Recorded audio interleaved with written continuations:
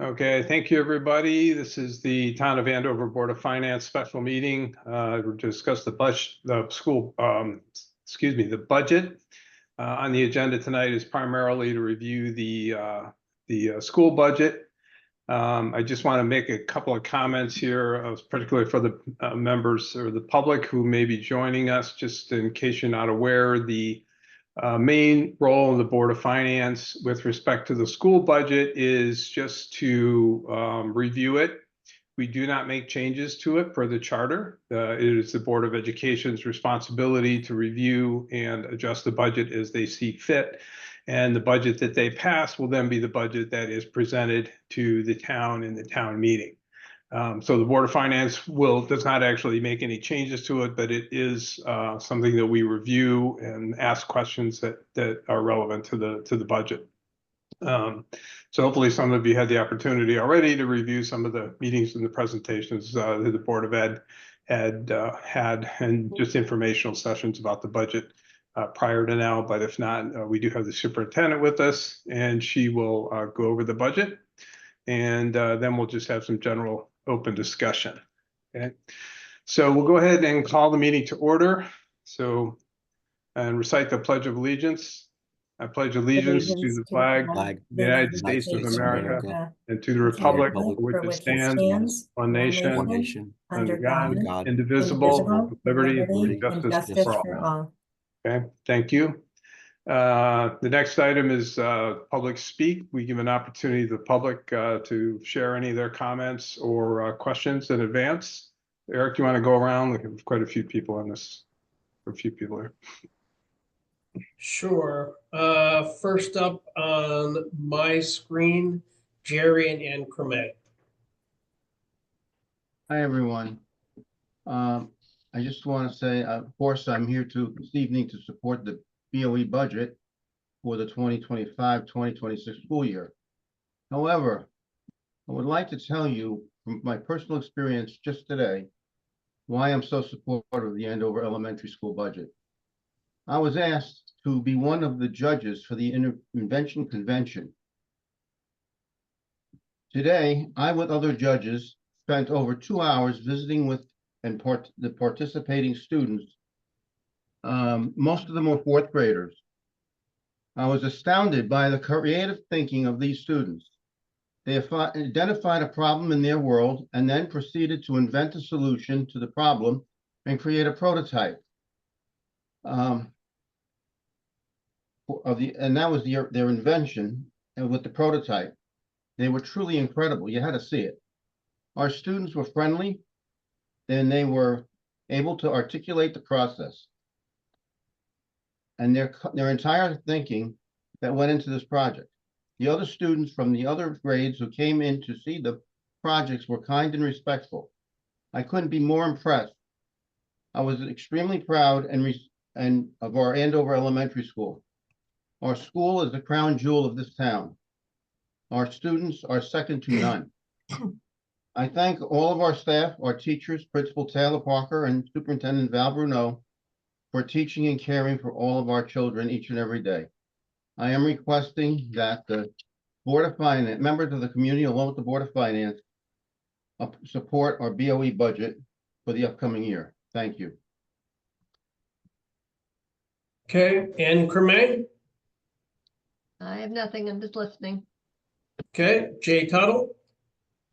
Evening. I was just popping in to if the Board of Finance members had any questions on the information I provided the other day from the last meeting.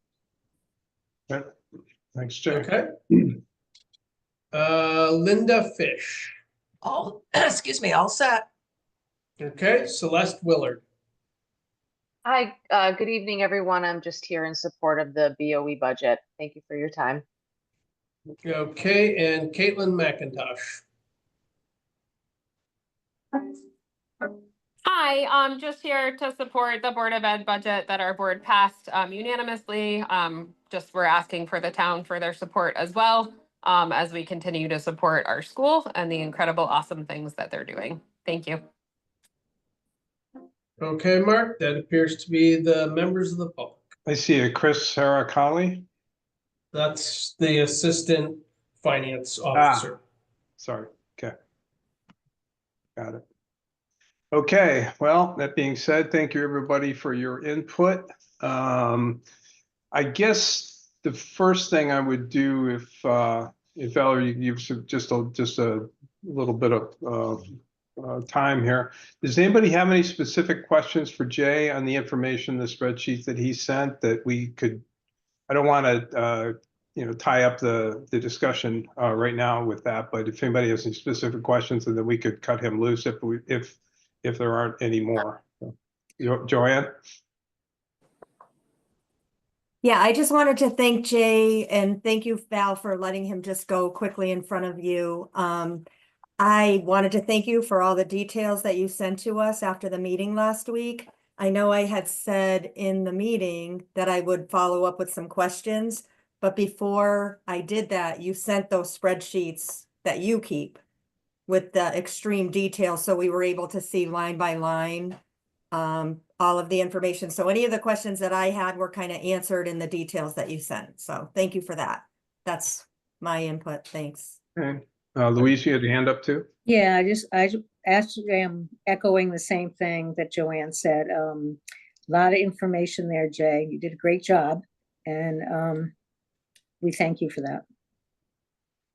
Okay. Anything Agreed. else on the board? Agreed. Good. Excellent. Yeah, appreciate all that detail. Yeah, It really helps a lot. Ditto. Okay, great. Okay, Joanne, you're on mute. Ooh. I have one follow-up question, just real simple. You had said last week, and I think it was specified in the spreadsheet, how the payments, the lease payments, in your public works equipment. I wasn't Yep. prepared for this, but I think it's the public works equipment fund. Yep. We were going to take some out of that other fund, right? And it was showed it was okay. You were gonna. Yeah, be able to- it Okay, would be coming from the TAR account thank you. for this fiscal year's payments Okay. come this month in June. Yep. Mhm. And the amount of funding that's in that fund currently and what is asked for next year will cover one payment for each. And then we talked about the other situation. Okay, Yeah. Yep. thank you. That's it. All right, that's all I had. Just a quick pop in and appreciate you letting me stop by. Okay, thanks, Jay. We appreciate the Here, Jay. addition of the time. Okay. Okay, so that being said, I'm going to turn it over to the superintendent, who will give her presentation on the budget for Eric, the school. to share a screen yet, Eric? Yeah, he'll have to activate it. You should be able to share now. Okay, thanks. Let's see. Hang on one second. I need to grab it up.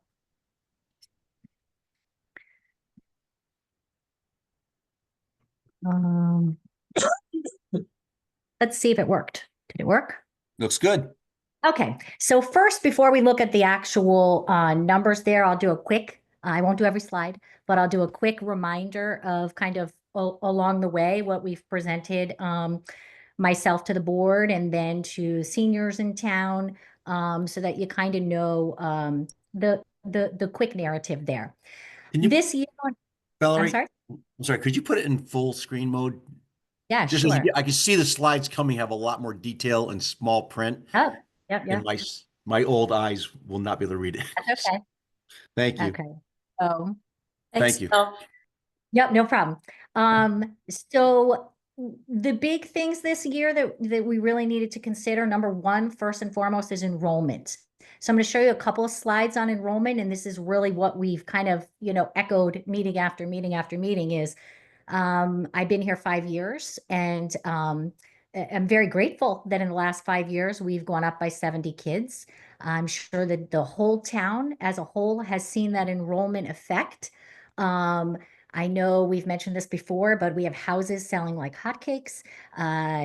Some people in the school itself, I know I keep using Rosemary Crandall. Her son was looking for a house for some time, and finally, after 10 bids, on the 11th bid, they managed to secure one. And so I do know that homes are going for a lot more, which in the long run will benefit us all in Andover, because that'll be more of a revenue coming in on higher priced houses than what they were before. So enrollment overall is a big, great thing for the town.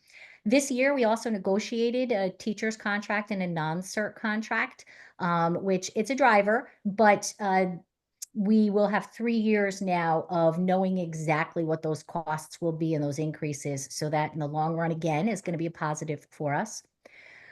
Special education costs, unfortunately, those drive it year to year, but you never can plan for down the road in the future, because those are always the unanticipated at times. For an elementary school anyways, the variable there is when we have 3-year-olds to 11-year-olds, that's going to be the prime time that you have new referrals and new services that are required. You know, children aren't often identified as special education after they leave elementary school. It happens, but their services will be adjusted, but the new referrals occur in a small, in a younger setting. And they're mandates. So there isn't even anything that we can do there.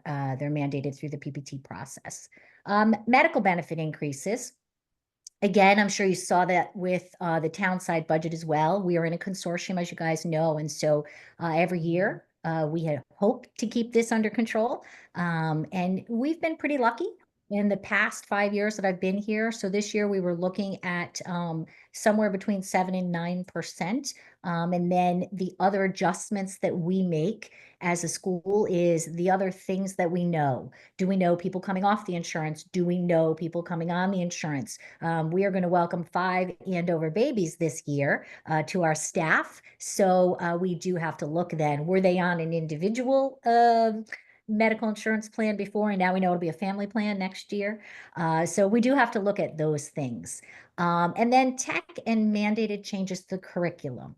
That's kind of important because in the olden days, I'm dating myself here, but in the olden days, it was books. How much do you guys need for books? And that really just isn't the case anymore with curriculum. We look at what technological needs, what sign-ons, for accounts for students. We look at new curriculum coming in that's piloted, and what goes along with it as supplemental material. Sometimes it's books, but not always. So those are the things that we do have to look at that drive our budget increases. This one right here is our enrollment summary. This is current. And so you will see that we have kept the number of classes in my recent 5 years as low as possible in terms of the number of classes. I know back when we had 300 plus kids, there were 3 of every class all the way across. I've really tried in the past 5 years to not increase the number of classes until it gets to a point when it's no longer appropriate, either number-wise or by student need. And so, as you can see, 4, 5, and 6 are very large classes. And they're very large classes because we were able to kind of hold that off for the taxpayer as long as we could without having it interfere with student and student achievement. We are starting to see that obviously we're at the 27, and 22 mark there. That's just not possible. And if you look at grade 3, you will see that grade 3 is already over. They've got 36 kids. They couldn't possibly by law go into one 4th grade class. That number has to be below the 30 mark there. So these were all things that we consider. Now, one of the things I also made sure to put into every time I've presented this is the misnomer. I know that historically there are people that sometimes assume that we have always had small classes and that we always had the same number of classes. So I purposely wanted to show the community, and now you guys tonight, that if we went back to 2010, when the student enrollment was 334 students at that time, there were 22 classrooms. And if you look at that trajectory from 2010 to 2025, our current, you can see that the number of classrooms did go down as the student enrollment went down. And in 2018, there were at that point 198 students. There were 14 classes and there were 3 pre-Ks then. The following year, the number was 205 for the 1920 school year, again with 14 classes. I take over during that time period. So the time period where it says closed in March down to the end, that would be what our enrollment numbers were since I've been there. And the decisions to hold steady, reduce, or try to increase class sizes then from there would be something that I really looked at. We stopped originally with the 3 pre-K classes after COVID, and we had gone down to 2 pre-K classes at that time. We just didn't have the number of students that we needed to have to really warrant 3. But if you notice, the the general funded classes are the number of other classrooms. And you'll notice that we held 14 there for a while. And in 2022, we did go down to 12. At that time, with the student need at 200 kids, with the student need as well as the class size, for 2 years, we had a split. We didn't ask the taxpayer to open an additional 2nd grade class and an additional 3rd grade class. And we've held that steady all the way through until 2024. We have 11 classes plus the 4 preschools there with 242 kids. So it's really tight now. It's really tight. And when we look for next year, we do have to address, as I mentioned on the slide before, we do have to address the fact that we now have too many kids in 3rd grade here for the 1 class and very large 4th grade here for the other class. However, if you notice, the 22 will come out of our population here. That's grade 6. They'll go to RAM.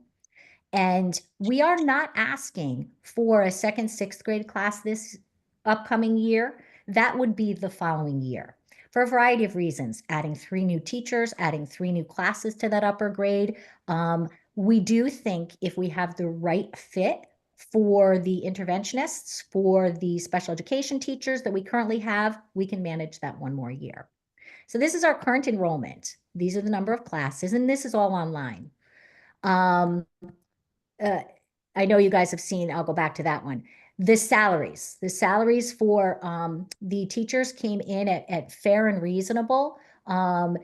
2 to 3% raises with the 2 contracts that we negotiated, with an increase to their portion of the insurance as well. Very fair contracts. Special education costs. Again, this varies from year to year. I talk about this all the time with you guys. Every single year, this is something that I think that the average public sometimes wrestles with, like, why can't we reduce something? Just real quick here, before we get into the numbers, real quick, when we come up with this number, it's not something that is just a generic number. We don't say, oh, well, we spent, $70,000 last year on speech, so we'll spend $70,000 this year. Not necessarily. We go through very systematically, and we go through every plan for every single one of our special education students that require that service. And we say, by their plan, how many hours do they need? And then we figure out, based on the number of direct service hours for, let's just say, speech, we then figure out how many indirect service hours there are. Do they have, in addition to PPTs that they are going to have to sit in on, do they have students on consult? And we really systematically come up with how many hours we need of speech service. And then that's what we have. Speech, for example, this year, we started off the year with a speech pathologist that came to us that we share with another district. And we each had that speech pathologist as a 0.5, meaning half the time. So they did 2 days in Andover, 2 days in the other district, and then that last day, every other week, they alternated. Mid-year, they said this schedule is kind of tight, definitely kind of tight. And we did the best that we could with the consult hours. with making sure that we could meet the needs as long as possible. And just this month, we, from the other district, had to take that other day. So now we are at 3 days a week because of the increased number of service hours. So we do hold off as long as possible. We don't kind of build in any extra hours with those service providers. But from year to year, it varies. It varies on the needs of the students. So, here we go. Benefits, we've gone through this before, and I know you guys are very aware that we are an insurance consortium. So it's a very successful insurance consortium. It is the Town of Andover Board of Ed, Town of Hebron Board of Ed, Town of Marlborough Board of Ed, RAM, and AHM. We meet monthly. We are, it's a great consortium. Not only is it a successful consortium, but we have voting rights then. So all decisions that are made by the whole consortium as a whole. The only one with 2 votes is RAM because of the large number of clients that they have, that they cover, staff that they cover. Let's see. As I mentioned, with curriculum and technology, the changes are with the change of curriculum. It's not new devices, it's new things for the devices, like licenses. With the increased number of students would be the increased number of licenses, because most of the children's technological licenses for software programs that they utilize in math and science, they are charged by the number of students that we have. So they give us a rate and they say, this is the rate per student. And if we have to add more students, then there's an increase there. It's minimally affected, but nonetheless, it is there. Okay, so I am going to stop sharing this one for now. Not done yet though, Eric. I'm going to be switching to another screen here, if you don't mind. Whoops. And I am going to pop up the worksheet for the budget that I know that you guys have already seen. Sorry, Eric, I'm trying to figure out how to close out one and move into another. So just bear with me for 1 second here.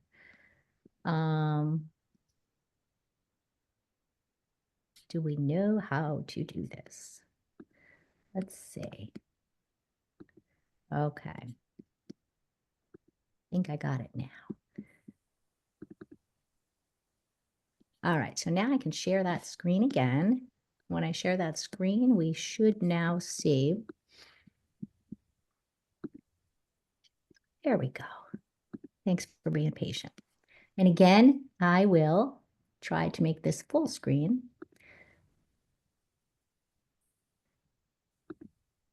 Okay, how's that? Is that better? Very good. Thank you. You're welcome. I take the glasses off for close up, Bill, but I'm with you. Just the opposite.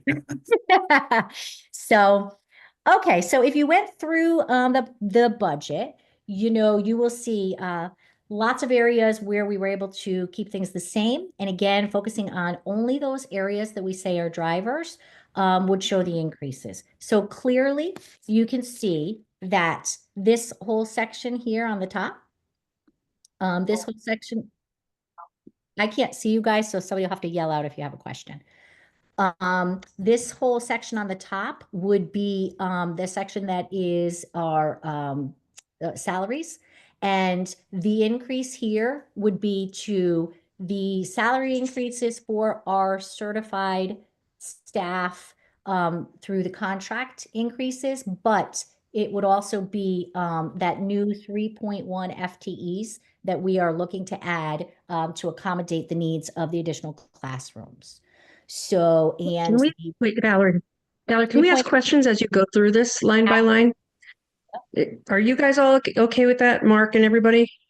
Or do you want to just see the whole thing first and then ask questions? I think You're it on makes mute. sense. I mean, It's Val, probably- did you say?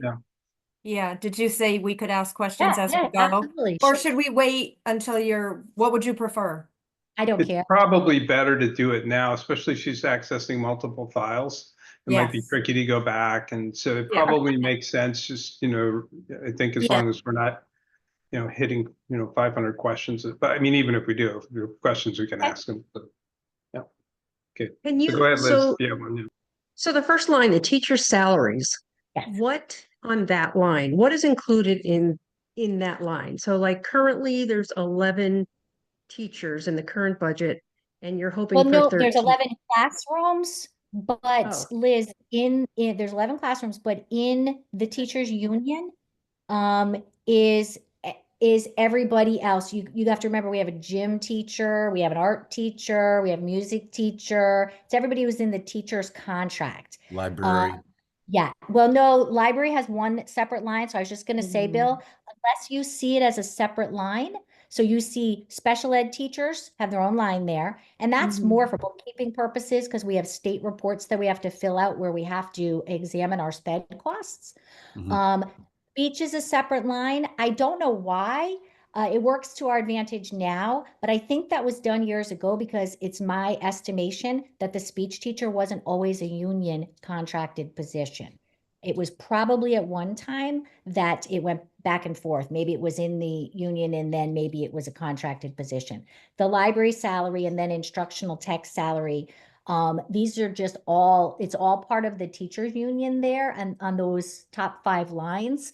But under teachers, it would be all the special areas teachers as well. Everybody who teaches within the building, it's not just the classroom teachers. What you won't find there though, that is union, but you won't find in there is the 4 teachers that teach preschool, because as you know, that budget's not in here. It's self-sufficient. So those 4 teachers are not in there. Thank you. You're welcome. Val, that's a good point. I was going to have that question too, just to kind of understand it. And I think I did too. I knew you had, the special ed teachers. Are we allowed to ask? Are we allowed to ask numbers of I students? knew the teachers, the certified would be the classroom. And then thank you for pointing out like the PE and music or whatever you have as, right, being in that union. The instructional tech, is that your library, not your library media specialist, right? You have another teacher on staff that does technical things, technology. Yes, that's always been the title. Yep. I like to say she's the guru of everything. But that is Christina Frazier goes in that line. I thought so, yeah. Yes. Mhm. So that was her technical title for the teachers contract union, which morphed into, not only does she do that, obviously she's been doing 10 other jobs during the course of the time that she's been there as well. But that line is where she is.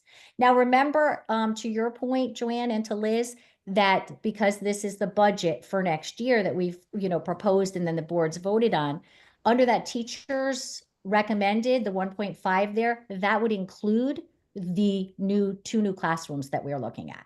So the additional 4th and 5th. So yeah, so those 11 that we used to have would then be 2 more, 13. So Valerie, I have a question.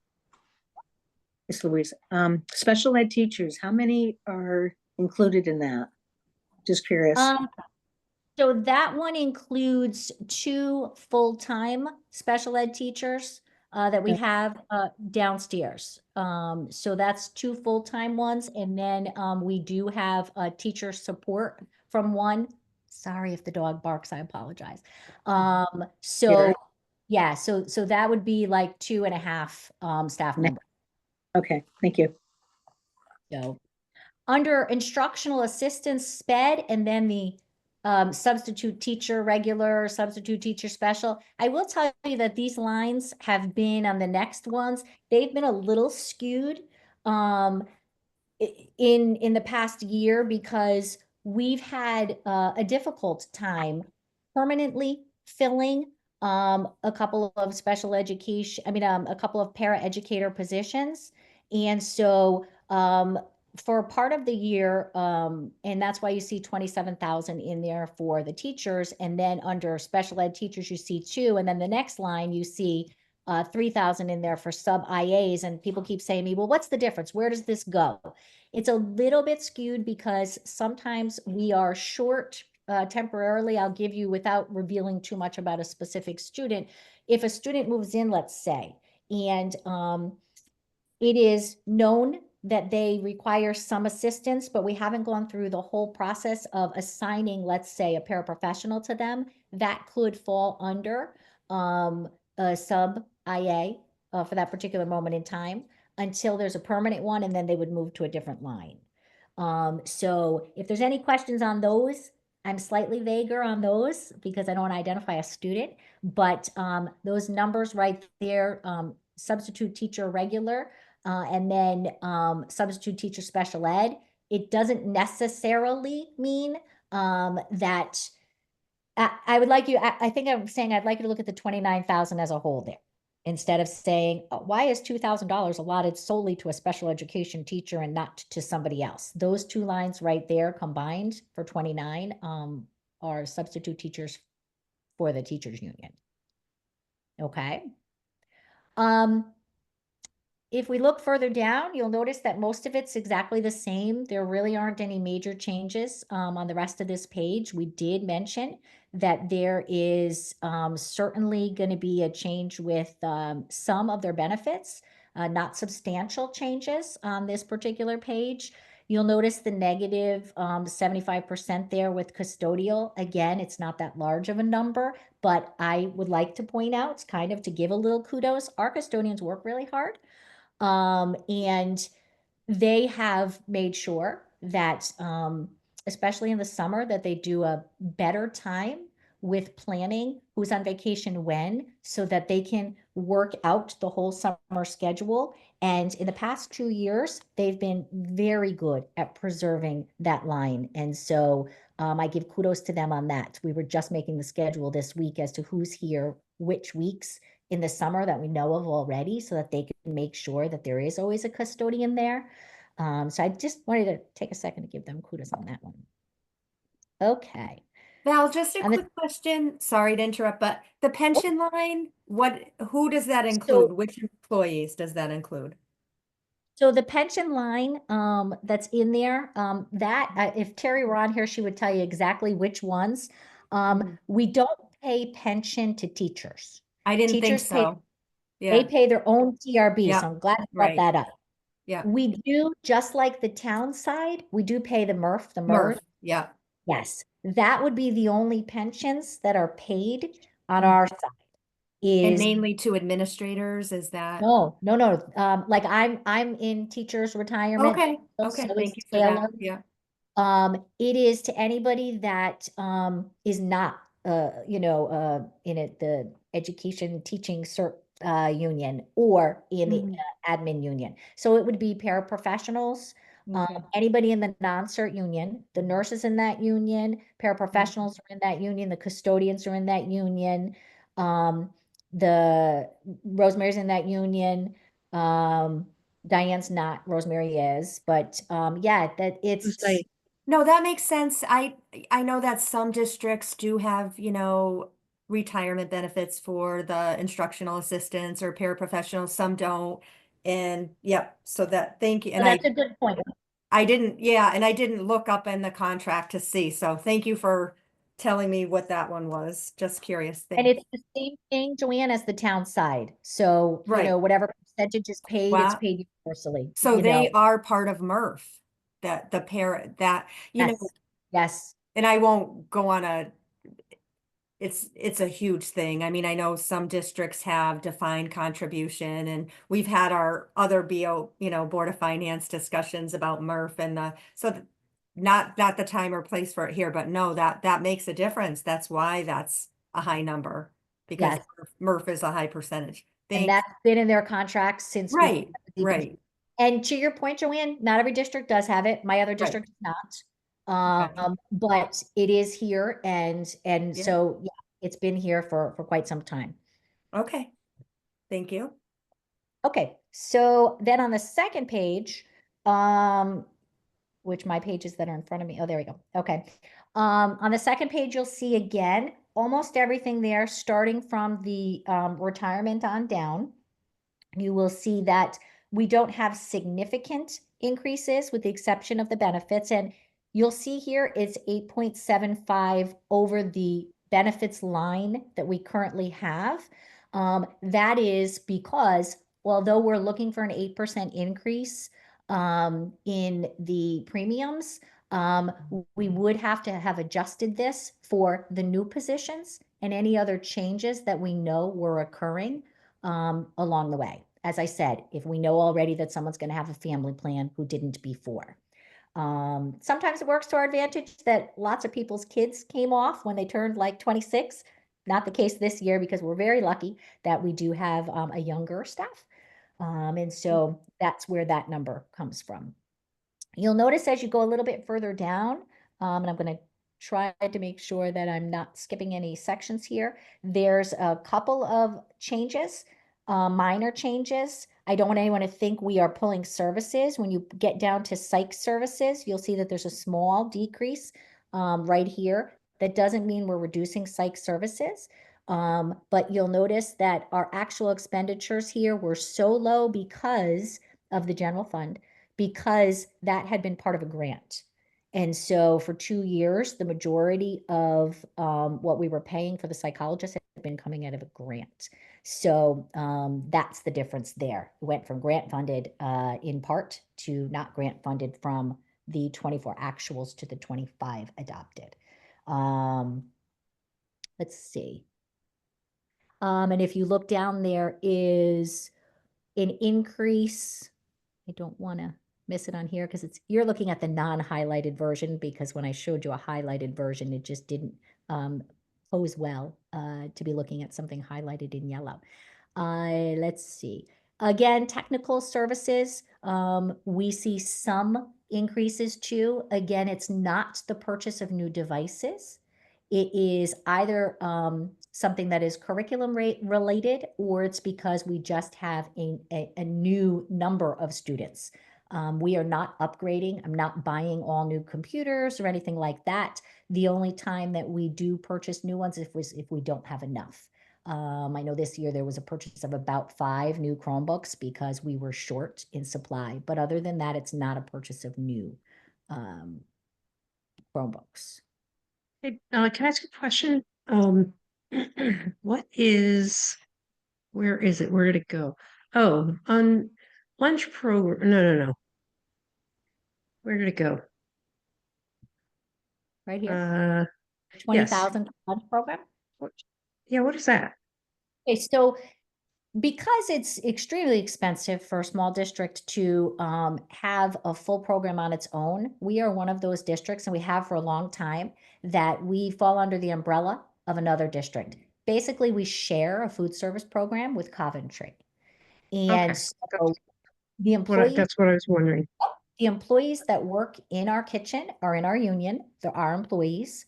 But to have an oversight person, her name is actually Beth Pratt, who oversees the program for Coventry. Coventry then bookkeeps, I guess you could say, 2, I call them buckets.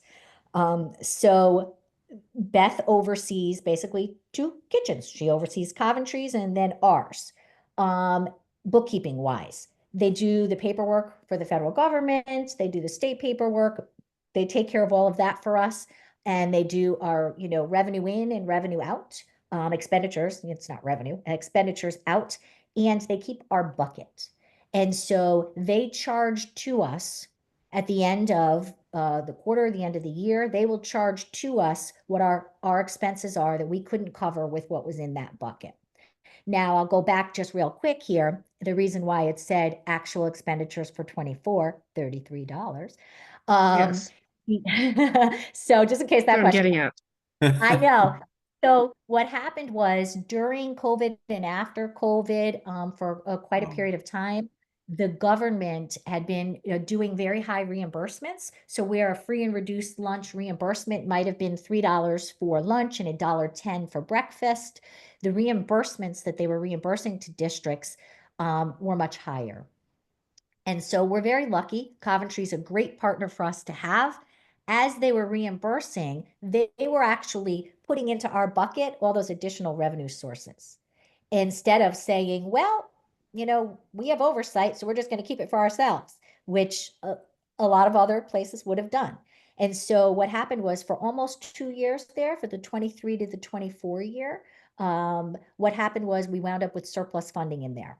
The only catch to that surplus funding is they don't return that funding to us. They have kind of a laundry list of things we can do with it to better the kitchen. And so if at the end of the year they say, Val, there's $10,000 in your bucket, you can't carry it forward, but this is a list of things you can do with it. That's what we did in 23, and that's what we did in 24. So we didn't get a bill in 23. They said quite the opposite. Here's the extra money that's there. These are your options for what you want to spend it on. And we actually have in the past, I'll say 24 months, because I don't know exactly when the purchase was made, but we were able to replace the stove, which probably still had a little bit more life on it, but we had the money to do that we might not have in another year.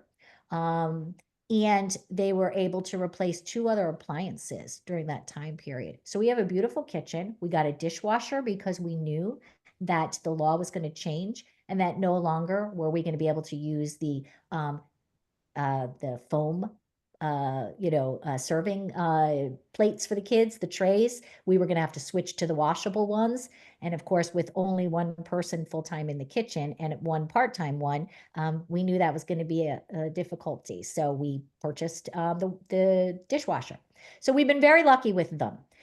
20,000 is what our marker is, because based on our trend data going back pre-COVID, that would be the most that year would cost us. And if you looked at when it cost us pre-COVID, it was around that money.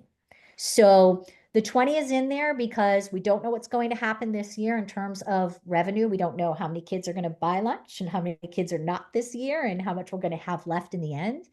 And so if in fact we wind up having that bucket empty, the maximum it would cost us would be 20,000. So that's the long version there, but it's been absolutely a lifesaver for us to be able to partner with Coventry because it does save us quite a bit of money. Any other questions on this page? Okay, we'll move on. So we've had some increases, and I know you guys as the Board of Finance have really worked with us this last year and a half to really talk about moving forward some of our big projects. But, we very regularly, take care of all of our repairs and maintenance issues within the building. We have our contracts that, for example, our custodian with some of our contractors, we make sure that all of the heating and air conditioning filters are changed. That's contracts that we have on a regular basis. We make sure that everything is taken care of with the facilities and the operation on a regular basis so that we don't have unexpected big things. We know that happens, but everything is in these lines here. And so the increase to some of the service contracts that we do have, coupled with some of the things that have just gone up in cost for us because there's more of them, more rooms that are utilized, the increase there is about 14%. We have, for example, USA Mechanical. We have a contract with USA Mechanical, and they come and take care of all of our HVAC needs. And they work with our head custodian, who, again, kudos to Scott, he's wonderful. They do our inspections, and they make sure that anything that needs to be replaced is done in a timely fashion. Small things, small repairs and operations. We're not talking about big capital here. We're talking about regular maintenance and operation there. So that would be one of the reasons why that line this year is a little bit higher. If you look, our actual expenditures for 24 were closer to that 75. They were 74,716. So it was necessary for us, knowing that those are our increased costs, to increase that to the 75. Excuse me. Again, transportation is a contract. It's a contract that is a regional contract for us. When I move down to the middle there, Valerie, nice to have you first. Sure. I'm just curious if any of that in that last section has anything to do with the bathroom repairs that need to be done. Nope, I'll get to that in the end, Louise. Okay. That was the bathroom repairs that we know we need are as a result of an incident that occurred where there was a difficulty with a urinal. And then from there, when the plumber came, we realized that there was something a little bit bigger. It wasn't something that wasn't picked up in a routine check. It's just an incident that occurred, unexpectedly. With that said, I know you're gonna get to that. Any possibility of insurance covering some of that because of the situation? They did cover, ServPro did cover about $12,000. I mean, Kerma did cover about $12,000 worth of cleanup that resulted from that. So that's not in here. So that's a great question. And yes, they did cover that. They reimbursed ServPro coming in to clean up for that. So that's not in here from last year. And anything after that as well, as far as repairing the damage? No, because it was repaired. So now moving forward, it's a capital issue to make sure it doesn't happen again, which is why we closed those bathrooms, because it wasn't just a matter of, well, if you fix the toilet, you'll be fine. It was a matter of us saying, if we keep at it with that plumbing system there, we're going to have even more problems. So since we have other bathrooms, let's not use these. Okay, So thank you. so yes, but I will get to the bathroom in just a couple of All right. minutes here. So in transportation, as I said, the contract that gets renegotiated, it gets renegotiated for Hebron, Andover, Marlboro, and Ram. We do share that contract. It was a fair and reasonable increase. It's tough nowadays. Any of you who work in either education or any other fields that deal with transporting with bus companies, sometimes even trying to get a bus company. We have a few in the state, obviously, but to get them to even issue us in the RFP process was difficult because they need drivers. And so ultimately in the end, and I thank Ram and Hebron because they really took the lead on that last year, we managed to come out a lot better off than had we gone with another company, but to remain with DATCO. And we do know what our premium will be then for year to year. So that 137 that's there is based on the contract that we negotiated this past year with them and our costs. Special ed transportation, that's a tough one always. Special when you have a surprise need to transport in terms of special education, that is something that adds up very quickly. The average cost to transport a special education student on, let's say, a DATCO bus or an EastCon bus, it can range from $190 to $300 a day. And that's the reasonable rate. So we're pretty lucky that we don't have a problem right now because we are leasing the town senior vehicle. So we have a contract with Eric over at the town, and we pay a certain amount of money to utilize that vehicle for our handicap need, as well as our enrichment need for a student that goes up to Ram. And so Val, can I ask a question on that? Just piggybacking what you said. Are you allowed to, and I agree with you, this is a high cost thing if you need it and you have to go student by student. Are you allowed to, I know in bigger towns we have, without giving up too much information, but students that have the need for special ed transportation, like you say, a door-to-door or something, we may have like 5 students on a minibus. Is that the way that it's handled in? Right. Okay. That's what I figured. We absolutely have that ability to do that. We have shared transportation with other towns before. If we had a student that was outplaced and the other town had a student that also attended that outplacement, absolutely, we do that. It's not always an option. The bus company oftentimes tells us when they can and can't, meet our need.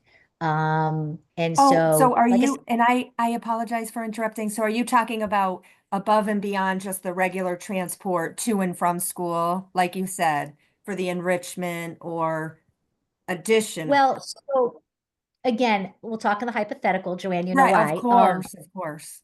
So a handicapped student, for example, needs a handicapped vehicle, so they can't ride the regular school. Right. There becomes times when we have students that either temporarily or permanently also require special transportation, and that will fall under here. So if for whatever reason, there's a student with a sped need and they can't ride the regular full school bus, we have to provide alternative transportation. Sometimes we can do it like we do with the student that goes to RAM, with utilizing the senior transportation. But if we weren't able to, we then would have to contract with another vehicle. We'd have to call DATCO or EastCon. We'd have to potentially call another town and see if we could, mirror a ride someplace. So unfortunately, those we don't always know now for next school year. Right. But these are the services that we do know right now. That 36 built into that 36 for next year is what we pay the town. Thank you. Yeah, I didn't know the different modes. And if we're done with transportation, I just had a question understanding if you could just tell us, because I know you've talked to it before, Val, I just forgot. The instructional technology, the line above, the instructional technology repair and maintenance, and then the admin technology repair and maintenance, that's an outside contractor, sort of like an IT. Yeah, type so the thing? 40,000, that's EastCon. Okay. So what we have is EastCon that does all of our tech. And with that, I will say, they also provide 2 half days a week where they come on site for that same amount of money. So it's not just they're answering things remotely. If there's an issue within the building, they are there on site on a regular schedule. And I'm not sure which days they are. You'd have to ask Taylor that. But it's a godsend because having that person on a regular basis able to come and get things up and running, we then are not ever without our service either. So that's been phenomenal. And they've been helpful. I mean, I know that they've helped the town on a couple of things too. So yes, thank you for pointing that out. That is a contract that we have, contracted service. No, thank you. I just wanted to understand and thinking about in the past, I think there have been for those that you might have had a person in the building, but when you have a person, it also brings additional costs like for benefits and different things that go along with having a person. So when you look at the figure, this probably, like you said, works out well. Right. I mean, it's one thing to have like a Christina that can brainstorm other things, but I can tell you that the average cost of having a person, let's say 5 days a week, that's just your tech person, and that's all they do, your tickets and everything, you're going to pay that person $100,000. Correct. Right. Yeah. I mean, and so Christina works along with EastCon clearly. She does right? work. She does. And the good thing is, I will say this about our tech person, and I'm sure every town is different, on the success rate with their tech person through EastCon, but ours is phenomenal. And Christina can email or call or reach out even when it's not a day that they are in the building and say, oh my goodness, like we have this issue. And very oftentimes they're able to solve it for her right then and there, or they'll stop by if they're dealing with another school on a different day and they're like, you know what, we're going to be in the area tomorrow. We'll come take care of it tomorrow. You don't have to wait till Thursday. So, yeah, it's really been instrumental, and that cost has stayed fairly steady. There's no price gouging for us on that one. So thank you. So, yep, you're welcome. Okay, so wait, one more question on that. Sorry, one more. So the difference between the instructional technology and the admin technology, what's the difference? Instructional technology repair and maintenance versus admin technology repair and maintenance. So it's everything that's not the guy and EastCon that's in the 40,000 contract would be everything else that's in the 10. So if there's something that we need, let's say the EastCon guy comes and says, you need a router put into this classroom, or you need, and I'm making this up because I'm not all that tech savvy, but we won't tell anybody about that, a router or something else, that would go in the line above it. So the instructional technology repair and maintenance does not include the person, does not include the regular contract that we have with EastCon. So if there's anything else that needs to be done, it goes in there. So that's, okay, the other one is the person and the one above is Right. things, for instance. Over and above what it is we contract with, yes. Okay. So the regular stuff goes under the 2580 line, and then everything else would go in the 2230 line. Yeah. So, okay. Anything else on this page? Oh, on the bottom, magnet schools and the outplacement special ed. I can't change the title of that line that's on the bottom, but I will tell you that this year, for example, some of that outplacement special ed line was actually services that were provided in placement for a student. Hypothetically speaking, there are some students at times that go to programs that are half day outside and they're covered someplace else through insurance or through another program, and then they come to us for the other half day. That would fall under that line. Magnet schools, on the other hand, are different. Magnet schools are not special education. Magnet schools are any of the charter magnet schools in the state that an Andover resident decides to attend. By law, they have that right. And if they do, by law, we have to pay for that. The average tuition is about $5,000 per student for those schools. I can tell you that there are a couple of residents in the town of Andover that we've never had the privilege of meeting, but their tuition is in this. They moved into the district, they attend that school. When we prove residency that they live there, we then get the bill. So unfortunately, that's the way it works. So I can't tell you that I have the privilege of knowing the children that we're paying that $18,000 for the magnet schools, but I can tell you that that's the law. If an Andover resident attends a magnet school, we have to pay for it. And it's our budget that it gets put in because we are the K-6 school. So after sixth grade, then if that child is still attending one of those schools, it would be in Ram's budget. So you will see in Ram's budget that there's a same thing. There's a line item for charter and magnet schools for anybody that attends a charter magnet school instead of Ram that is a resident of Andover. Okay. And I know lots of people say to me, that's not fair, but it's the law. Valerie, could you maybe talk a little bit about go back down a little bit, the library line that looks like a really big percentage jump? The library? The library, library software, instructional technology, licenses, fees, it's a almost 32% jump.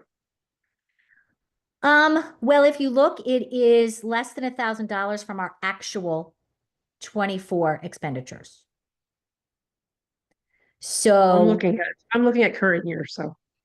Well, so that is because, as I said, oftentimes, if something was not in the general fund, it was covered from a grant and it has to move back, it's in there. Some of this would be related to, you see under there, the licenses and fees, things that we didn't used to have to pay for the curriculum. The new curriculum would now be in there. So you'll see last year when we piloted a program, we piloted a new reading curriculum as well as a new math curriculum. So when we piloted the new reading curriculum, and remember, the state did mandate us to choose new reading curricula. If that wasn't required the first year, it wouldn't have been in there. If it was required then that Taylor opt, and we have bookworms, to include that now this year, it would be in there. So those licenses and fees are back to what they were in 24 with a new program. We now have bookworms. So if you want a list of curricula, I absolutely will get a list for you, Liz. Taylor would be the one that would supply that for me, so I can get that for you. I'll write it down. And all of the resources and expenses that are associated with that. Resources and expenses. Thank you. Yep, no problem. Okay. Yeah, there we go. Okay. On this page, there isn't any increases to anything. We've got 0% on the top there. When we move down, you'll notice that when we get to the section that has supplies, I've always hated the fact that they do separate it out like you would at a middle or a high school by area, because sometimes they overlap. But what I like about this page, and this is why I didn't give you the full 7 pages of the supplies there, is that this one doesn't separate everything by grade on this page. It's pretty much the same. When we had grant opportunities in the past few years, and we had supplies, we utilized that. Most of the classrooms, to be quite honest with you, with the change in curricula, really have gotten away from a whole lot of the, lined paper that they would use in the lower grades. And things of that nature. So I'm confident, and I've talked to Taylor and I've talked to the teachers union. I'm confident that where we are at this point with these supplies will get us through. So that's why we don't have any major increases here. Let's see. I'm gonna line this page up with my next one. The 6/10. Okay. On this one here, you'll notice when we get down to electricity, we do have a little bit of an increase in electricity here based on our trends from the last 12 months. I'm hoping that maybe in 12 more months, we'll be having a different conversation if those numbers go down with solar. The heating oil, we do show a negative increase, an oxymoron there, but a negative increase for heating oil, not because we plan on using less heating oil, but because we locked in the rate, and our old rate was $297, and the new rate for this year is $259, moving forward to the 25-26 school year. So that is absolutely a plus for us there. Other than that, on this section, we don't have any other changes or increases. And then that brings us to the bottom line there. We get to the bottom line. I know that there's, quite a percentage increase on here this year. Again, if you looked at exactly what the percentage increase, represents, that figure there is 381. And when you look at the 381,000, the contractual obligations for the contracts for the CERT and the non-CERT make up about $56,000 of the 381. 222 would be for the increase of positions, the classroom teachers and the 0.2s for the special, that 3.1 FTE. About $75,000 of it would be to the benefits line, and about 21,000 to licenses and technology and those other small increases.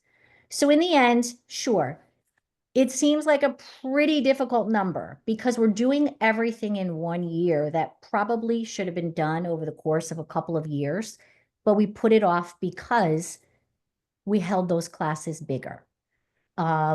Any other year, I think people would have said 27 is too much. We've got to cut that down. That's too big. What we wound up with was people having faith and understanding that we were still going to meet the needs of the kids while we could, and we just can't anymore. I would also at this point then, and I know I said we'd go back to the bathrooms, kind of just look at a couple other numbers for us in the overall. I know you say, well, our job as a Board of Finance is to look at the whole picture.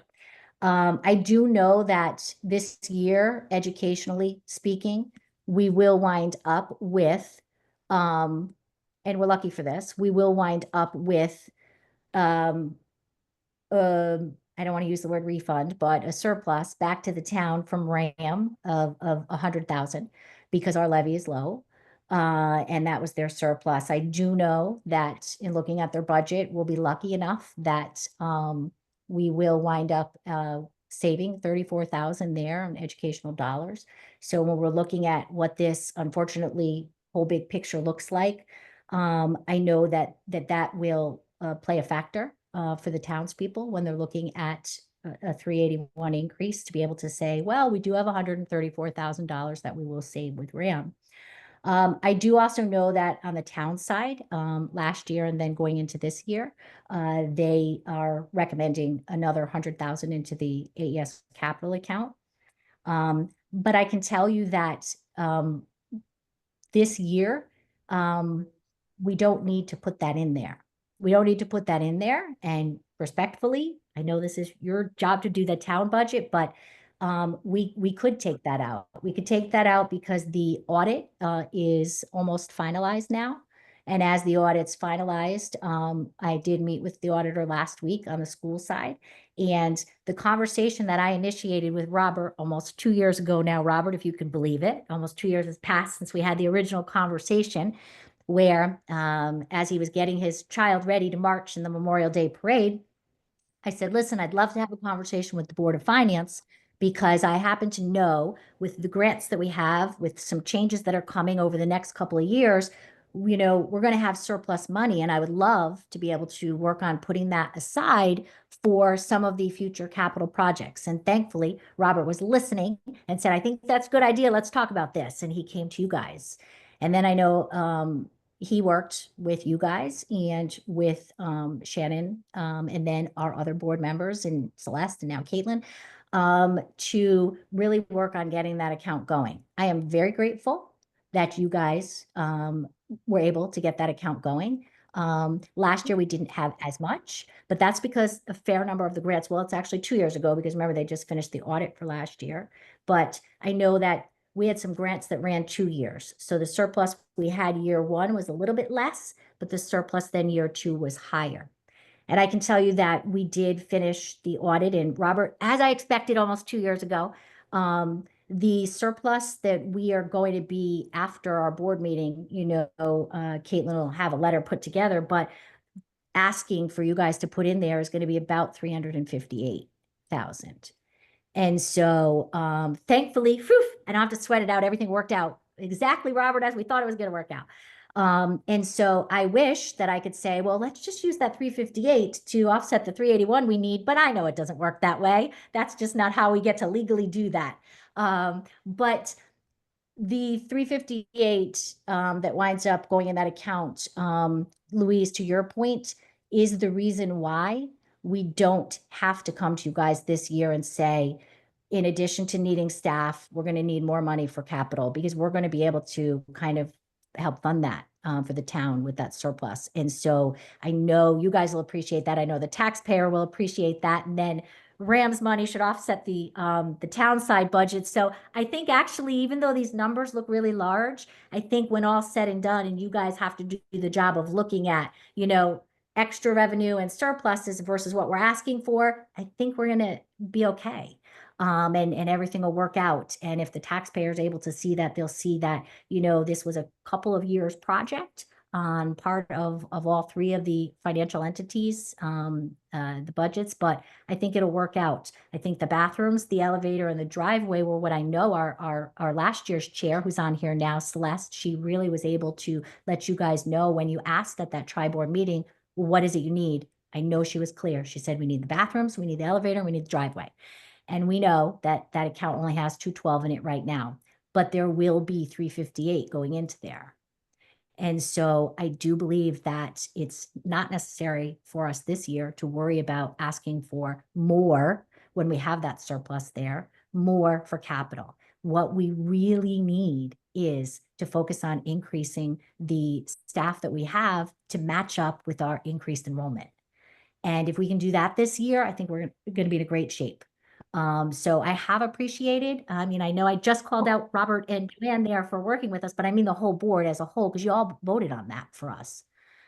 And I think that we are in a good place. And it just looks scary to see 381 without saying, but we're getting 358 to put back into the capital account. And now we can take 100 out of the town's side where they were going to set it aside for that capital account. So, so I'm optimistic. I'm optimistic that once that picture is explained to people, they really will understand that it's a good thing in terms of the place we're at right now. Now, So that's I just want to say thank you for offering that 100,000, being honest with what's coming back and, presenting to us tonight. I know Mark will take over, but I mean, I think that's a big deal that you said that we could, we do have a tough budget ahead of us, like you said, the overall picture. So you coming forward and being honest, saying that you have this surplus coming back, and then saying that that we could remove it. You're actually helping us with that. So thank you for that. Well, because I mean, let's face it, I mean, we're all on the same team here, Well, Joanne. no, don't want- exactly. No, I just want to acknowledge that not many people do that. You're being honest. You're telling us where you're adding, but you're saying, hey, this year we have this coming back. We have these projects. We have so I appreciate it. I like when people, we know it's this year. We don't know what'll happen any other year, but I appreciate Well, and the thing is if we're not going to spend that all in this next fiscal year, then let's wait. And do you know what I mean? Like, you don't want to take money now that you're like, well, we might need this. We don't know. Thank you. This is what, that's what we do. I mean, and what us volunteers spend time doing, analyzing and looking and asking questions. That's all. So you're right. If it really isn't needed this year in that particular line, that's going to help us, in our task. So thank you. Okay, any further questions? Go ahead, Rob. Yeah, so Val, I wanted to ask you, I wanted to kind of circle back to the original graphic you had about the class sizes, just because I think this is a topic that'll come up when we go to pass this budget. You pointed out, and I agree with you, the high numbers, 4, 5, 6, right? I mean, my daughter's in 6, 22 isn't too bad, but 27, that's a big class size, especially for us. But, pretty clearly on the graphic there, you've also got 3 classes that are projected out where you're having like 11 kids a class. And I personally strongly suspect, but I want to hear you talk about it a little bit, that has to do not just with, well, that's the right number, but also it's about specific students and their needs and things like that. I presume you guys have gone through that. I haven't watched every presentation, so I do apologize. But I think that's something that is a likely flashpoint. And so I kind of wanted to talk about it a bit. And you're on mute, by the way. Yes, I just wanted to reach over and grab the numbers in front of me. So you're absolutely right, Robert, that it does depend on the students. It depends on the grade level as well, because we all know, like, hey, when we went to college, I don't know about you, but I had like 200 people in some of my classes. I mean, I went to Trinity. No.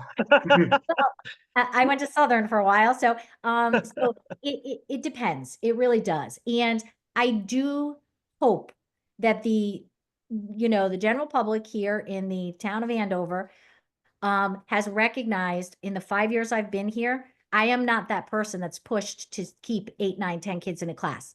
I don't think that's even healthy to say, we expect every class to be 10 or 11 kids in a regular classroom setting.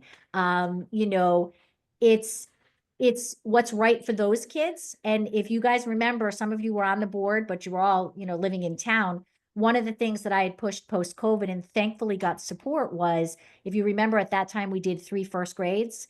And I know we got pushback because at the time they were small. But I knew, looking at those particular students, they hadn't all attended preschool, and some of them missed a huge chunk of kindergarten. And so the task at hand in making them readers was going to be impossible if those teachers did not have smaller classes. And so I fought for it because I knew it was the right thing at that time. But then I wasn't fighting with the townspeople. I had disagreements with some teachers when I said, let's do a 2-3 split instead of opening an extra second and an extra third. Boy, I wasn't popular the first time we had that meeting, but I was able to show them that it was appropriate for their children, that they weren't going to be forced into that class.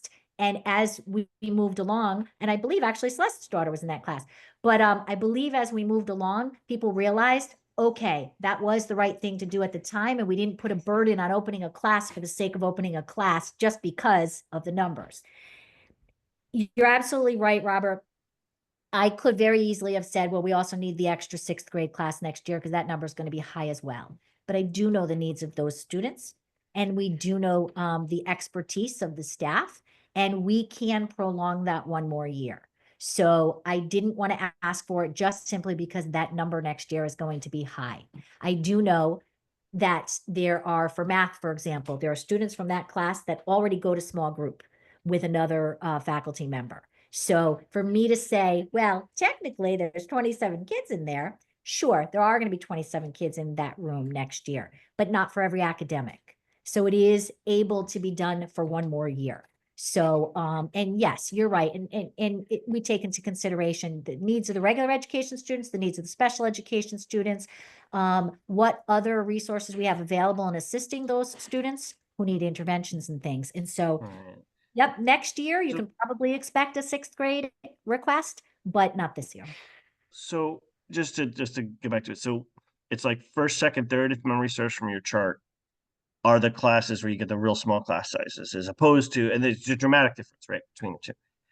And obviously it's the considered judgment of you that you need those small class sizes at the early end. But I mean, it is something people are going to bring up. When you have 10 or 11 kids in a class, could those be combined? Would it in fact be harmful to the kids' education? Because obviously the main driver here, as you walked us through, is your staffing changes.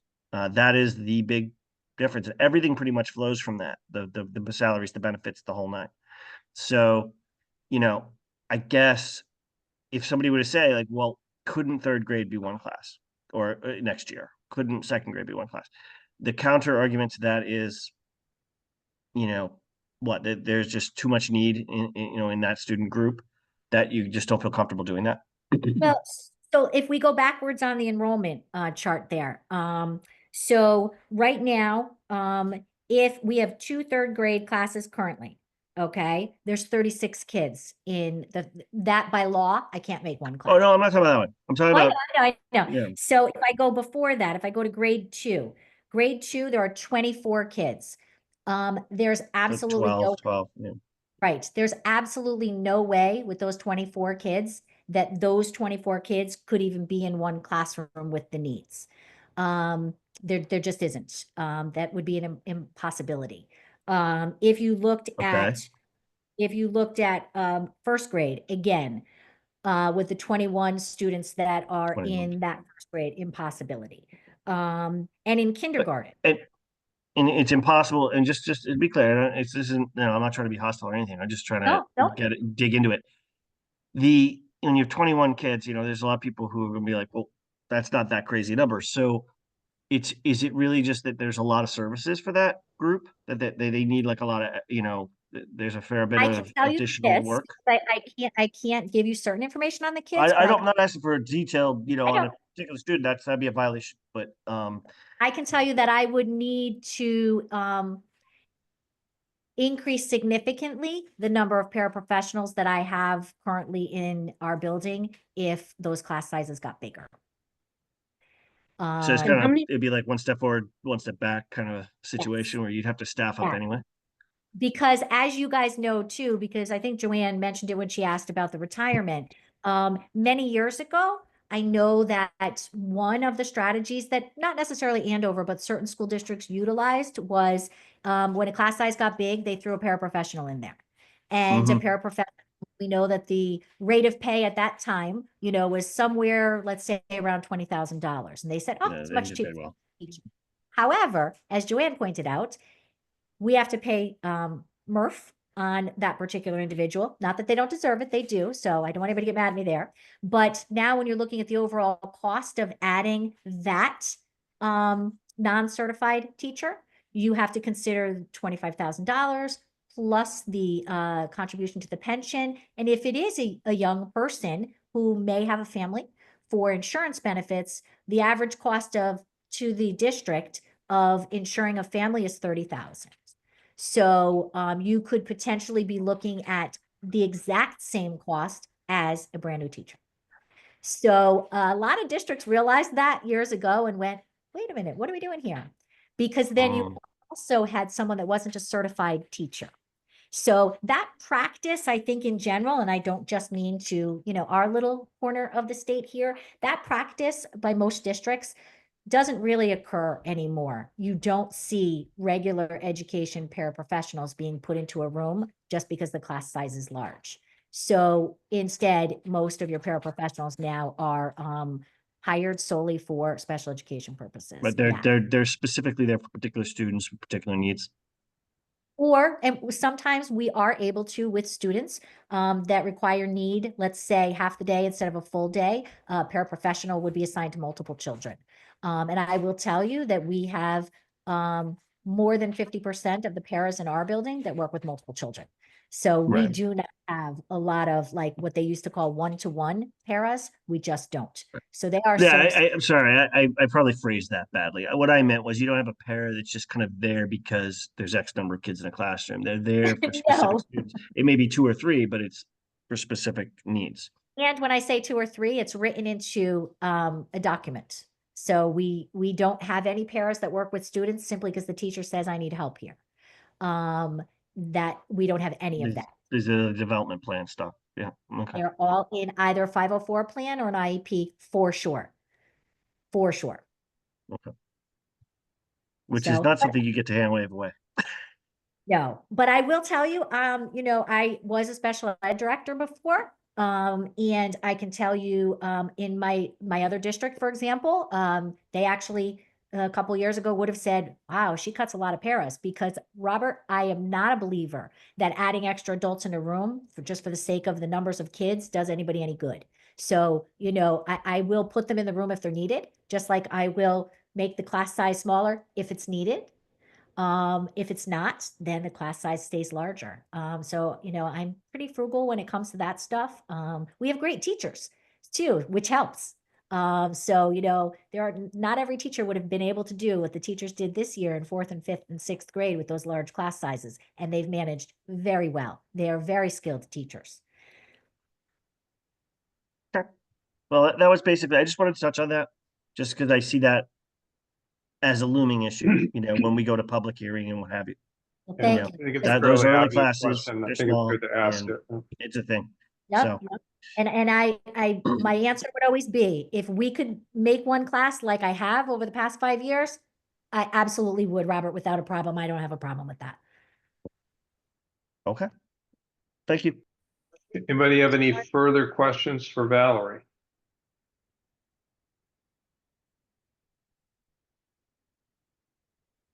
Okay, hearing none. Thank you for that, Valerie, for your presentation. I thought it was well-paced and detailed, and told us what we needed to know.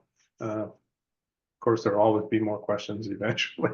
But, appreciate your time and that of the board members and other supporters. Does anybody have any final comments? We don't actually have another public speak session, but if anybody from the board would like to add anything or clarify anything, give you the opportunity to do so now. Just unmute and raise your hand. Bill's on mute. You still look like you were talking, man. I was just saying, thank you, Valerie. Excellent job. And no, I'm all set, Mark. Thank you. Yeah, thank you, Val, for the presentation. Appreciate it, and answering the questions as we went along. Thanks, Val. Yeah. Okay, I And think I we're good. Mark, just finally here, I just truly want to thank the relationship that we have been able to have in the last year and a half with the Board of Finance. It's really truly been, a great thing that we're all able to have these open conversations about the finances. It's really been helpful. Absolutely. So I truly thank you guys for that. Great. Thank you. Thanks, Val. Thank you. All right. Well. So I guess we'll turn it over to the other board members. So we have a couple of options. We could adjourn the meeting. We can go on to general discussion of our budget as it stands now. Those are really the two things we can do.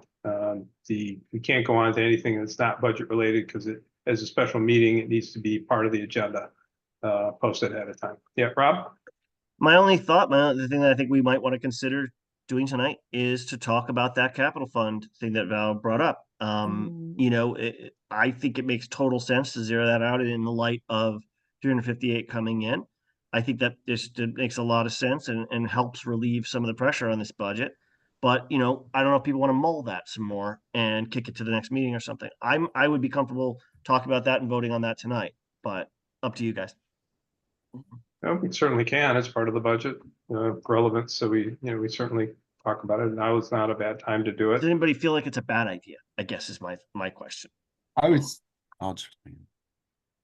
Bill? Yeah. I was just thinking that, with this budget, a 2 mil increase that we were looking at, that we were gonna have to at least take a whack at that $100,000, not eliminate it, but hearing what Val said tonight, it sounds as if there's no harm at all in doing that. So I think I would support what Rob said.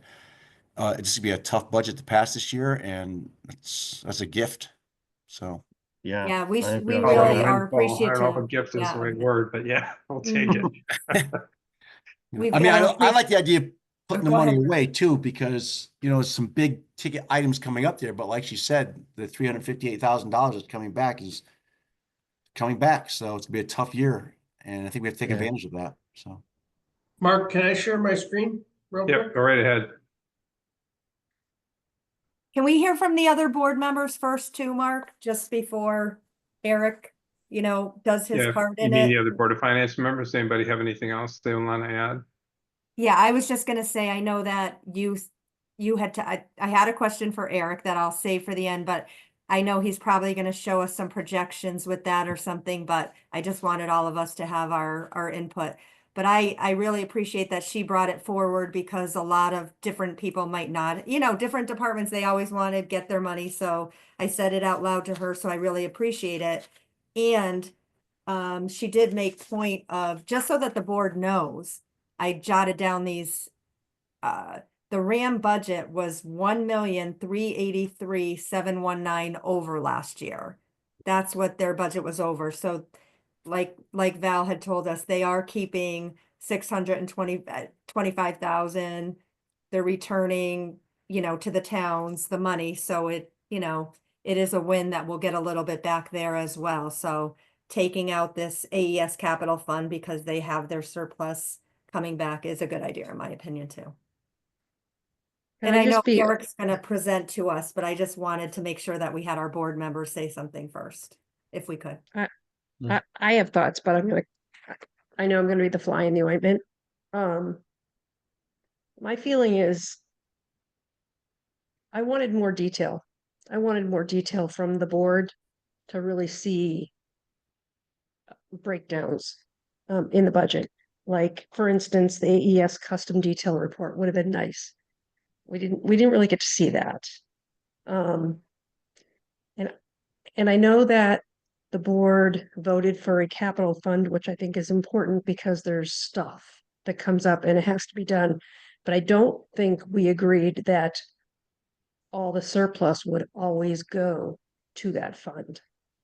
And it seems to me, if they've got a surplus of over $300,000, to me, that shows that the budget was higher than what they needed. So I'm just concerned with just going along with an 8% increase. Given that, it just makes me concerned about, I don't know. It concerns me. That budget concerns me. Can I just interject one thing? I think Sure. sometimes with respect to AES budget, it's a little tricky because we don't always know what grants we're going to get. And Val will get a wrangle a grant mid-year, and that'll result in savings that they couldn't bank on. So I think, and I bet you this happens at the RAM level too, which is why they get these massive surpluses sometimes. I think that's sometimes what happens. And so it's a little hard to budget real close to the bone. Like I agree with you in kind of the abstract that if you were to consistently come in with hundreds of thousands surplus, then you maybe you're budgeting, there's too much in the budget and you need to pare it down. We certainly look at things like that on the town side. So that would be my thought on that. As to the 2%, not the 2%, apologies, the capital fund, I think in the end, we kind of decided to kind of roll with the idea that this is all being done in good faith. And so I think it is more or less okay from my perspective for them to dump that money in there, especially because we know we have like 3 major projects coming. But that's my take, and opinions differ. That's fine.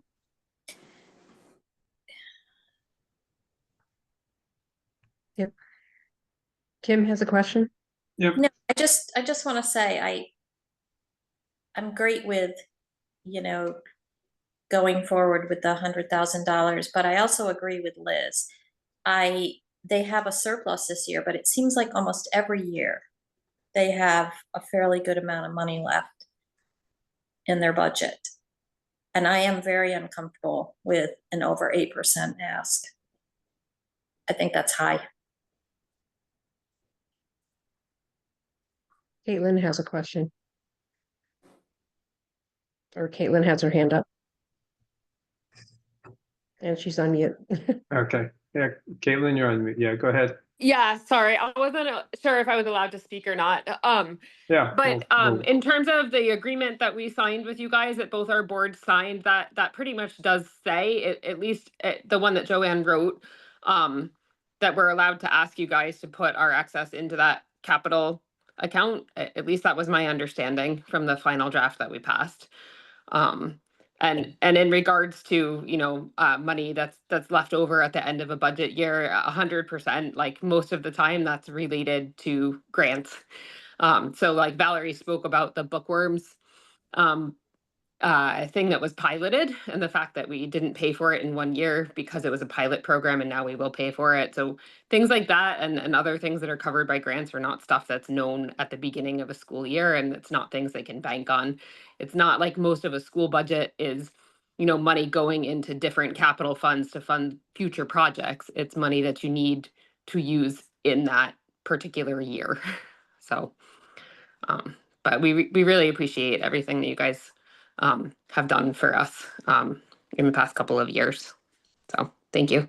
Yeah, thanks. Thanks, Caitlin. I just want to piggyback on what everyone's saying. I mean, truthfully, looking at it, and we're the people that look at it a lot, but it will go to the town, and the town is going to have things to say. And like Rob brought up, and then he asked the good questions about enrollment, because that does stick out.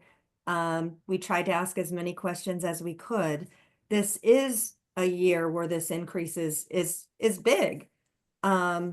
We did the other thing in good faith. We did talk about that capital, you know, the AES capital fund, or the rules and regulations going with that, or what we would be okay with, because we wanted to make sure, at least if there was a surplus, that it wouldn't be overspent when there were projects waiting, if you follow what I'm saying. So I agree. There's a lot of different ways to look at this. My take is I am happy that since we have a bunch of projects on the horizon now, and there will be a surplus that the taxpayers already spent, that we can put it back in that fund, and hopefully the money's there. Then again, we'll be decreasing our overall budget, you know, with the, hopefully if we take action on that tonight.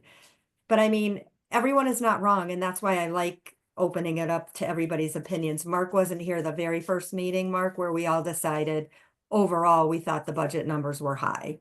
You know, little by little, they've trickled away with, you know, RAM taking a little bit away. And now if we can decrease this by the 100,000, we'll see where we were. Yeah, I don't want to go on and on, but it is, you know, it's a big number to look at, and I don't think people would want to see it year after year. That's for sure. Yeah, And I hope not. yeah. And Mark, if you, and you explain it's all too, that we are here just to listen to it and not take action. Action is taken when it goes forward to the town meeting and things like that. We, I think, have to be the reporters for the town. We all, those of us that wanted to ask plenty of questions to get detail. Yeah, but I have a question for Eric at the end, so I'll step away for now, Mark. Thanks. All right, Eric, did you want to tell us what you were going to show us here and follow up there? Sure. So if you take Val's suggestion and change the capital fund, zero out the AES capital fund from the town side to zero, that nets you a town budget now that's year over year negative. As Val mentioned, when you add in both components, which is the budget that was actually passed by RAM, plus the amount they're giving back to the town, that makes the RAM budget negative year over year. It's about a $16,000 decrease. The town budget with that is a $15,000 budget, and the AES is still a $381,000 increase. That gives you a total by taxation increase of about 2.9%, which is roughly what inflation is. But we do still see a pretty big mill increase, but that is in part because of the change in formulation and the fact that the Automotive. grand list Yeah. at this point is a significant decrease. However, the Board of Selectmen at their next meeting on the 10th will be debating whether the General Assembly passed an emergency bill that would allow the towns to increase delay the depreciation schedule for automobiles, which would have the effect of increasing the grand list for automobiles by at least 10%. Don't know the exact number until you actually crunch all the numbers with our actual range of cars. So it's something that would have to go back to QDS and be recalculated. But as a ballpark, you can expect that to restore about $3 million to the grand list. Wow. And if you do those two things, you take away, at least 1% of the mill rate increase for the town. So that's just a summary. That's their decision whether they want to do that per the Connecticut general statutes. I'm assuming they will make a decision to do that, but I don't know. And that's pretty much where we're at right now. So this is what that budget looks like with those two things in it, as Val just said. Can you scroll down a little more? What were we at for this total? Oh, never mind. It's right there. Okay. Eric, just a really quick question. The returned money from RAM is built into this, yes? The return money from RAM is built into this, yes. Okay, it's under the hood somewhere. I'm assuming it's in one of the sub tabs. Yeah, it's so the way I've always done it with RAM is because what they do is instead of giving the town a check for $150,000, let's say, what they do is they decrease the next year's monthly bill to Andover. So over the year, they give us that $150,000 back. It's back off so I just our build levy. that straight into the RAM number right here. Right. Okay. So it's basically taken off our levy over time. Correct. Okay, I got it. Thanks. Eric, other towns show it a little differently. I'm hoping because this way we can keep track of where it started, what they did. I think every year that information will help us. I was going to email you this, but I know that's what happens. You give us the bottom line after they do the deductions. But I think it was Marlboro. I was just looking at a whole bunch of different towns and different things. I think they show the original ask, then they show what was refunded to the town. It's just easy to follow year to year. I mean, I know I'm not going to ask you to do it now, but I'm hoping maybe we can show that. I've got to kind of research it a little more. It's just very easy to read. So we can say, okay, this is what their first ask was. They reduced by, their audit was 1 million, blah, blah, blah, back 383,719 over. They decided to keep their 2% in their non-lapsing and they're returning the rest to the towns. It's just very readable and it will help all of us. Our Board of Finance members will be rotating through the years so they won't have the memory of, oh yeah, we started here. I just do you have any problem with showing it that way instead of just doing all the subtraction and then we see it?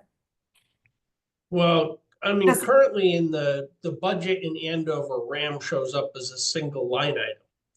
So Yeah. I'm not sure I'm not sure how to. Yeah, display- I've gotta vocalize it better. It just was, so just the other towns maybe just added it in the next row, underneath it. It's more informational for us so that we have kind of like what Rob asked you and what I'm saying that I've seen the other towns do. Is it almost like a note, Joanne, just. Yeah, yep, like they'd have the, where his cursor is, they'd have the total. Yeah. Underneath, they've got like in parentheses in red, then a note saying returned from surplus. Right. You know, reduced further in Board of Ed meeting, you know, because they also reduced it by, I thought I had notes on that too. RAM also. Maybe just some comments off to the right. Like you Yeah. did with me. Yeah, It's just like the some- comments that Eric already put in all of our, in the budget, right? There's always a comment that explains. There's comments Be nice to if the there was just side. comments, so like you say, in future years, people can kind of see the trends. Yep. So. Because they had the surplus and then they actually reduced their operating and capital budget by 573,414 too.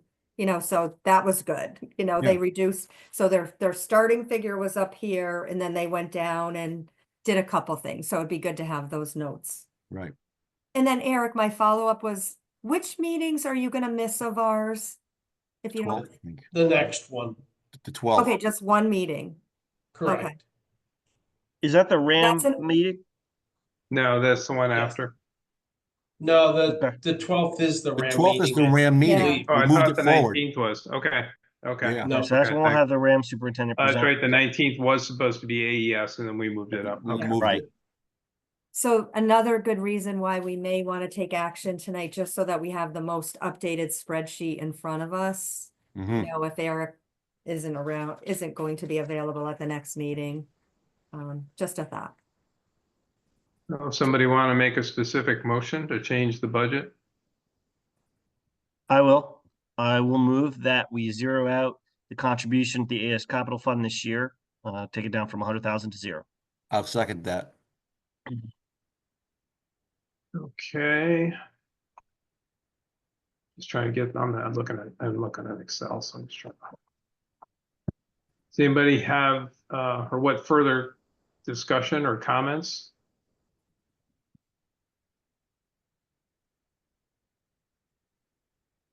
Hearing none, we can vote on it. Aye. Okay, all those in favor, say aye. Aye. I, Aye. Any opposed? Any abstentions? Okay, thank you. That motion passes. So we'll zero that out. Okay, that being the Okay. case, just so everybody has it on the OneDrive that you all have access to, this budget as of today is now uploaded to that file. I added one additional file a number of years ago. The town's attorney was asked for a legal opinion about what the Board of Finance's authority was to adjust the AES budget. And I'm not recommending that. I'm just putting that up there. So that is your legal authority of what you can and can't do and when. If you have any questions about that. when Yeah, did it you, is.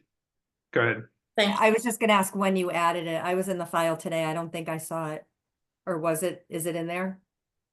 I added it during the meeting. Okay. I was gonna say, I've never seen that document in there. Correct. Thank you.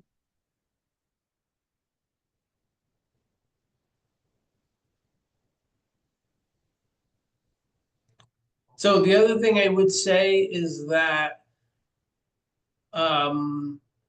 I suspect that pending the auditor's statement in a week or two, they are right now just doing they're basically, they've got their financial statements written. They are just proofing by asking us for a bunch of information about a bunch of different, they're just going back and making sure that we're actually doing things correctly at this point. That given that we would have the ability to probably return instead of 190,000, because remember that was 150,000 plus the 40 we overtaxed the residents last year. We can probably bump that number up to 300,000, which would also provide a significant decrease in the mill rate. You know, so I think the budget is looking a lot more palatable to the residents overall. Absolutely. You know, but we're not gonna have that until we get an actual auditor report, which hopefully we'll have in a couple of weeks. Super. That's good news. Yeah. We are getting kind of tight on time, but Yeah. yeah, be good to Yeah, have when that. is the RAM vote? When is the RAM vote? Like, when is our, Yeah, I have a couple of things that I was trying to raise my hand to say. I don't know if anybody could see me on the, and Liz, I was gonna bring up, Sorry. I printed out our meeting dates and I was just gonna go over those too. oh, Thank you. good. No, I appreciate having that other thing up, but, let me, so another question, I really appreciate knowing how much surplus we have that we can throw at the budget. But I want to publicly say that I really want to have our meeting when we talk about the budget tonight. I know, you know, in our thoughts, you know, we're all gathering information right here. Because whatever we end up passing is going to be, you know, I don't want to artificially bring it down with the surplus. I'm happy to throw more surplus at it afterwards, but I'm hoping we have some time to discuss it. Doesn't have to be tonight.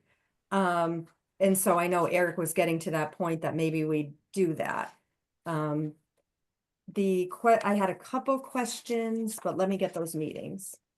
I just want to make sure, I guess I'll do it from memory. We have the 12th where we have RAM. We have the 19th open. Yeah. And then I'm The sure. Would the 26th nineteenth is be the our normal. regular meeting? So, no, Yeah. the 19th is the budget meeting, special meeting. The 26th, the following week, is the regular meeting. Is the regular Right. meeting? So Then the that's week the one where after, it's- April April 2nd, 2nd and is April the budget 9. hearing.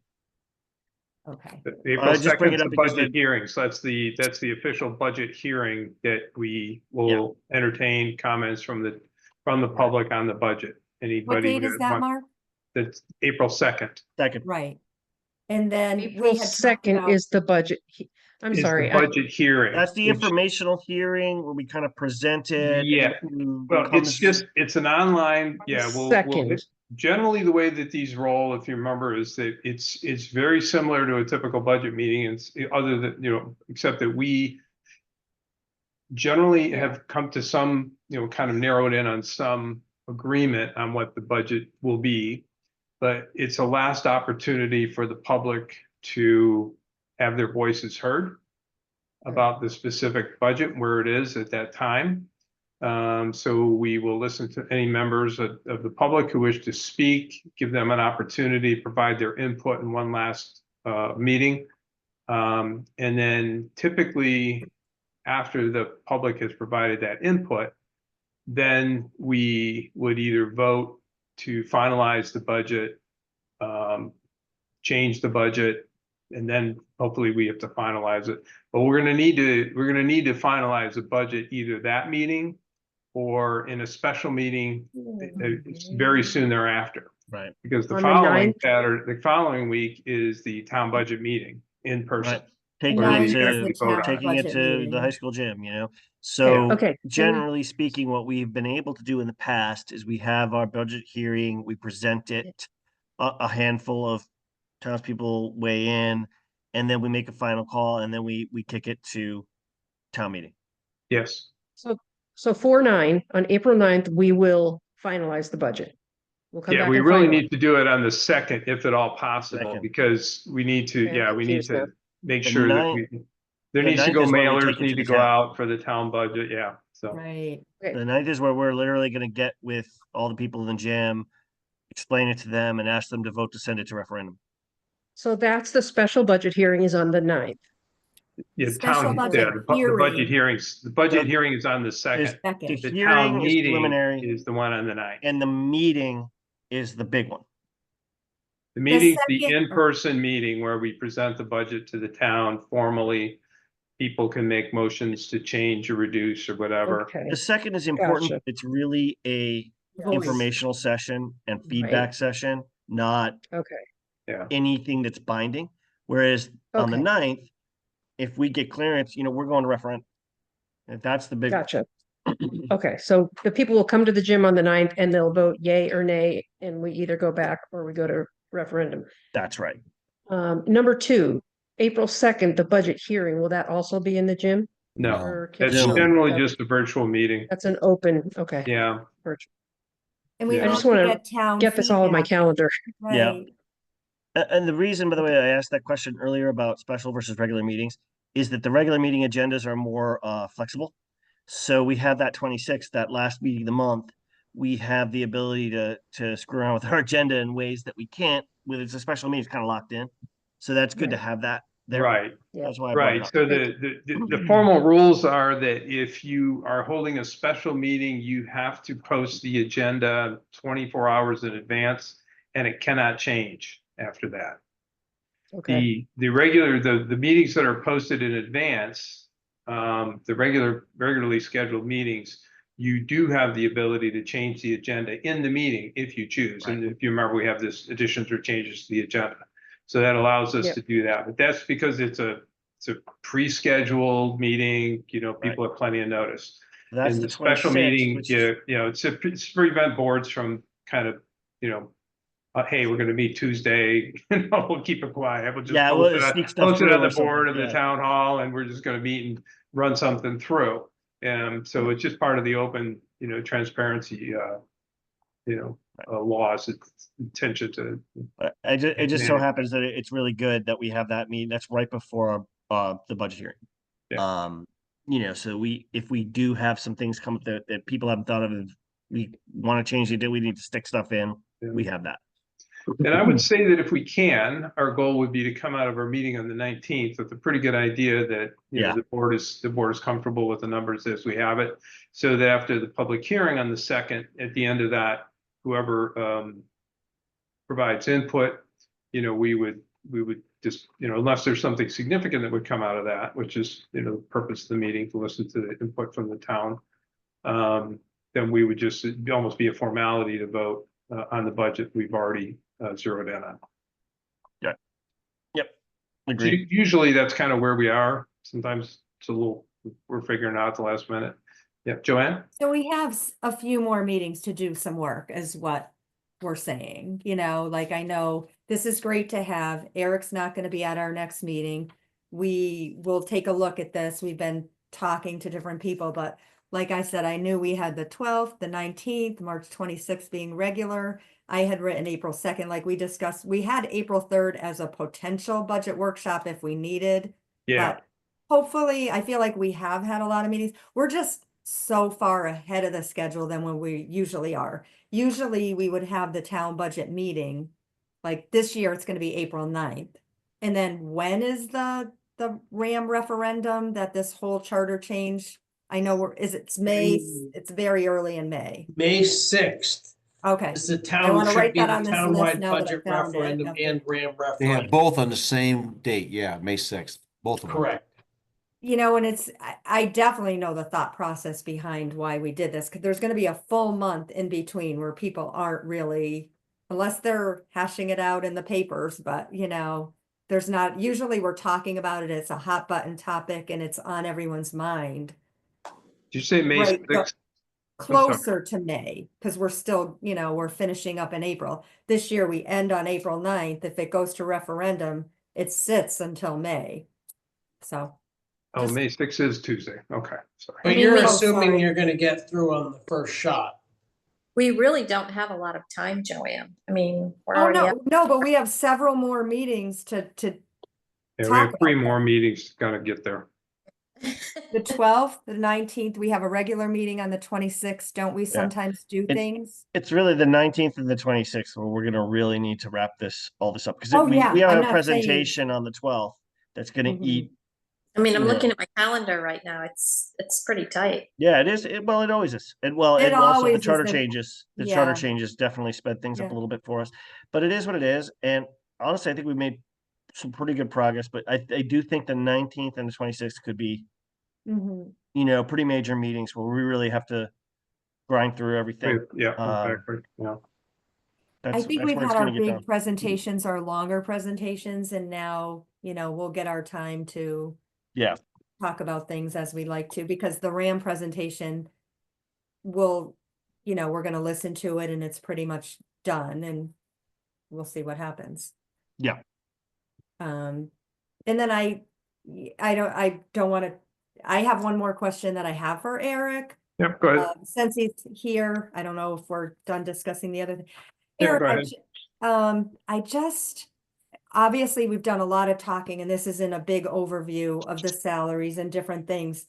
I just, when you sent us all the backup, so I could remember, you said we'll give you the updated sheets and everything.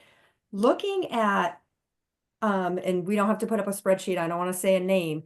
I just don't know how, with looking at the union documents and the salary numbers that I see, how we started with the assistant treasurer salary, nothing personal, where it is right now. It doesn't seem to fall in line when we're all doing the addition and the multiplication and figuring it out.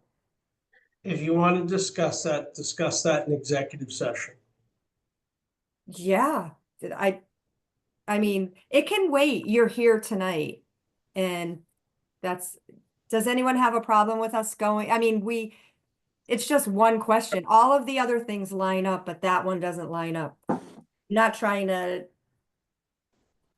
we've talked All about. right, well, Joanne, I would say if you want to talk about it, then yeah, we'd make a motion to go into executive session. I make a motion that we can discuss this in executive session and we can invite the town manager in with us, please.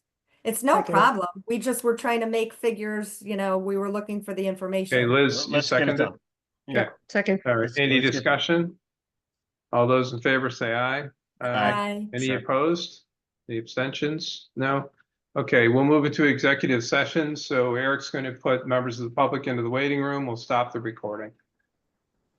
Okay. Eric, just let us know when you're ready. Yep.